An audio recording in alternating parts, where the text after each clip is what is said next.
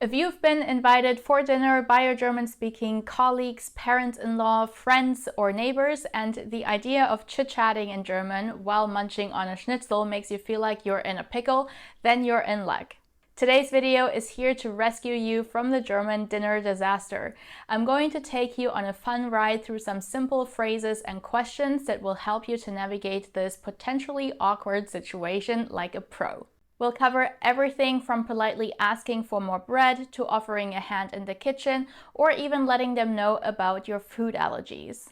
So if you're excited for today's lesson, then give this video a like to let me know. And make sure to stick around till the end of this video for a real-life practical example that will have you dining in German in no time. If you're new here, hi, my name is Salome. I'm a native German teacher from Frankfurt, and my mission with this channel is to help those of you who are planning to move here to the German-speaking countries become confident in their conversational skills. So if this sounds like something you need, make sure to subscribe and hit the notification bell so you don't miss any of my weekly lessons. We're back on a weekly uploading schedule, which I'm super excited about, and I would love to have you around. All right, bist du bereit? Los geht's! So if you want to offer your help in the kitchen, you will need the verb helfen, which means to help. So you can, for example, say, kann ich dir helfen? Now you might be wondering, why is it dir and not du, which both technically mean you in English? Well, that has something to do with the case system in German. Helfen is a verb that always demands an indirect object. An indirect object is basically the person to whom or for whom you're doing something. And in German, the indirect object is in the so-called dative case. So dir is the dative version of du. It's the indirect object of that sentence. Also, kann ich dir helfen? If you want to offer to cut something in the kitchen, you need the verb schneiden. Soll ich etwas schneiden? And here are a few more phrases that you can use to offer your help. Soll ich den Tisch eindecken? Soll ich das Gemüse schälen? Soll ich die Suppe umrühren? Soll ich etwas abwaschen? Brauchst du noch etwas? In Germany, it is very common to wish someone Guten Appetit before starting to eat. It means something like enjoy your meal, and also signals that it's alright to start eating. So usually you would wait for everyone to sit at the table and then start together.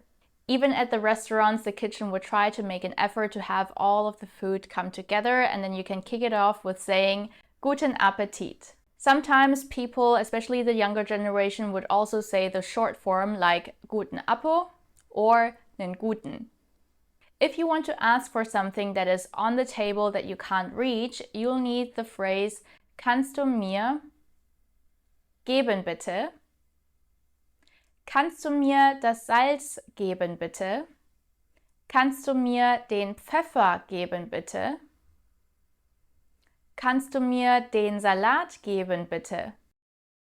And if you want to make it sound more colloquial, you can also add mal hier. Kannst du mir mal das Brot geben, bitte? Kannst du mir mal das Wasser geben, bitte?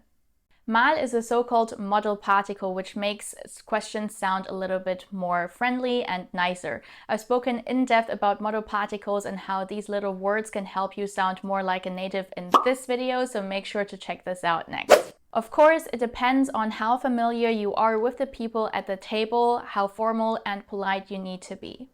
If it's your first time being invited to someone's house, you might want to hang back and see if they offer you something.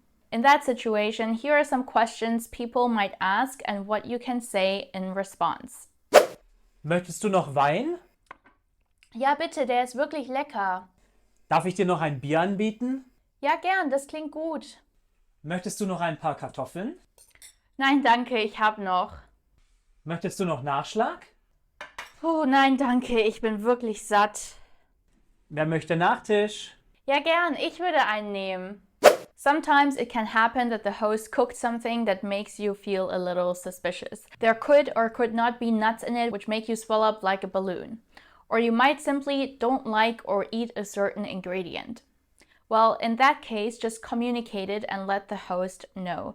Here are a few phrases that you might need in that sort of situation. Entschuldigung, sind da Nüsse drin? Ich bin allergisch gegen Nüsse. Entschuldigung, ist das scharf? Ich kann nicht so scharf essen. Entschuldigung, ist da Fleisch drin? Ich esse kein Fleisch. Ich bin Vegetarier or Vegetarierin. If you don't eat or like certain foods, you can say leider mag ich kein or keine. Which article to pick here depends on the gender of the noun and also whether it's singular or plural. For example, der Salat sieht gut aus. Leider mag ich keine Tomaten. Die Suppe riecht echt gut. Leider mag ich keine Bohnen. If you feel like you're not quite there yet to hold these type of conversations at the dinner table, or you need some more help with the basics in German, then make sure to check out my free training for beginners where I walk you through everything you need to kickstart your German learning journey successfully. The link to join is in the description box below, and I can't wait to see you in class. So I hope you have found today's lesson helpful. Give it a like if you haven't already, and I'll see you again next week for another German lesson. In the meanwhile, check out these two videos right here to help you boost your confidence in practical German. Das ist alles für heute. Vielen Dank fürs Zuschauen und bis zum nächsten Mal. Tschüss!